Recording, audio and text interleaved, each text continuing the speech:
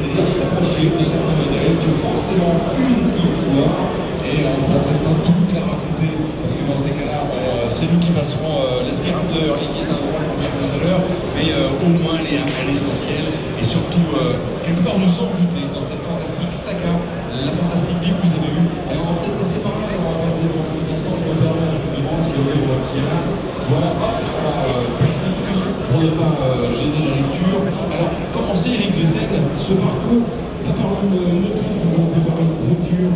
Quel est ce véhicule? Est-ce que la chanson commencer par là?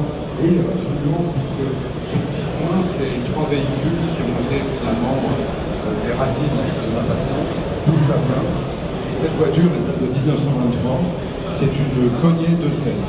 Et en fait, c'est mon grand-oncle qui était constructeur automobile, à succès sur le plan technique, à succès très relatif sur le plan commercial, mais de 1919 à 1926, ils ont produit à peu près 500 voitures dans la région lyonnaise.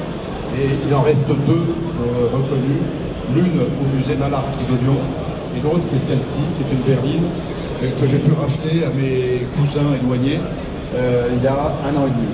Donc voilà, ça fait partie de l'ADN familial. Et puis à côté, c'est un peu plus moto, avec 2 motos de mon père.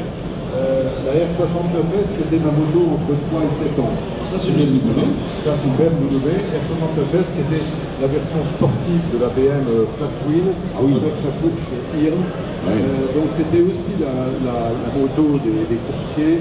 Vous savez, les livreurs de presse qui, à l'époque, avaient un attelage et livraient la presse quotidienne avec ça.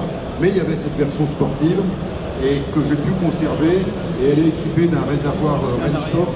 Rennsport était le AMG de l'époque, le préparateur pour la compétition de BMW. Et j'ai pu prendre les points de ce réservoir, il a été fait à la main il y a 3 ans. Donc c'est une moto évidemment sur laquelle j'ai eu mes premières impressions, mes premiers endroits, et j'ai continué, et donc je suis content d'avoir. Donc à côté, c'est la moto avec laquelle là, par contre, j'ai commencé à rouler. Alors en cachette, puisque c'était la moto papa aussi.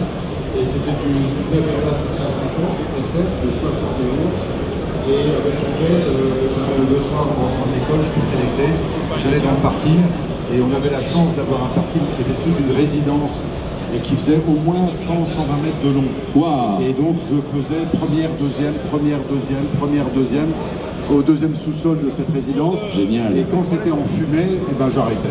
Quand je ne pouvais plus respirer. Parce que votre père, sinon, il se serait dit, il y a un truc qui se passe là. Oui, mais j'ai